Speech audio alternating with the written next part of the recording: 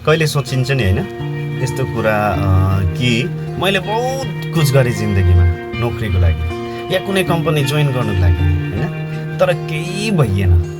अब नहुने रहेछ, उमेर पनि बित्यो, अब दिमागले पनि त्यति काम गर्दैन राइट। अब चाहिँ ट्राई चाहिँ गरिँदैन। अरे यस मान्छ नि अब मलाई त लाग्छ किन हार मानेको, किन चाहिँ हार मान्नु भन्दा चाहिँ उसकोमा चाहिँ ज्यादा अप्सन भएर क्या ऊ सक्सेस नभएको। किन भन्दा चाहिँ अब जसकोमा धेरै अप्सन हुन्छ नि उसको दिमाग चाहिँ अब खेलिरहेको हुन्छ क्या, घरि यो गर्छु घरि त्यो ट्राई गर्छु। अब ज्यादा अप्सन भयो भने एउटै कुरामा कसरी फोकस गर्न सकिन्छ त होइन। कम अप्सन राख्नुहोस् अनि ज्यादाभन्दा ज्यादा त्यसैमा लागि परिरहनुहोस् क्या। जसको कोसिस गर्दा पनि सक्सेस मिल्दैन नि ऊ फेल भइरहन्छ नि, कुनै कुरामा सफलता हासिल गर्नै सकेको हुँदैन क्या। जसले आफ्नो जीवनलाई त्यतिमै स्टप गर्छ नि त्यो व्यक्ति कहिले अघि बढ्न सक्दैन, कहिले सफलता हासिल गर्नै सक्दैन। जसले अप्सन मात्र सयौँ राख्छ नि ऊ कहिले अघि बढ्न सक्दैन।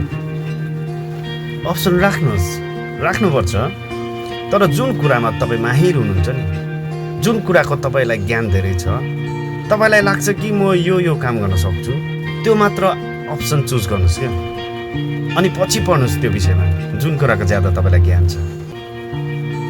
जुन कुराको विषयमा तपाईँलाई थोरै मात्र ज्ञान छ, धेर छैन, त्यो विषय केही समयको लागि छोडिदिनुहोस्, समयको बर्बाद हुनेछ। यदि तपाईँलाई अघि बढ्नु छ भने यी फाल्तु विषय केही समयको लागि बन्द गरिदिनुहोस् क्या। तपाईँलाई कुनै इन्ट्रेन्स इक्जाम या इन्टरभ्यूको लागि प्रिपेयर गर्नु हुँदैछ, जुन कुराको ज्ञान तपाईँसँग थोरै छ, धेर छैन, तपाईँ सक्सेस कसरी हुनुहुन्छ? तपाईँ सक्सेस हुनै हुँदैन, तपाईँले समय बर्बाद गर्नुभयो क्या।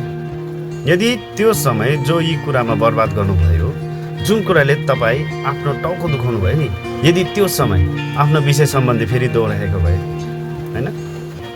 ठुला ठुला मानिस जो सफल भएर ठुला ठुला पोस्टमा छन् नि, सोध्नुहोस् न उनीहरूलाई, उनीहरूले लाइफमा के गरे त यो सक्सेस एचिभ गर्नुको लागि होइन।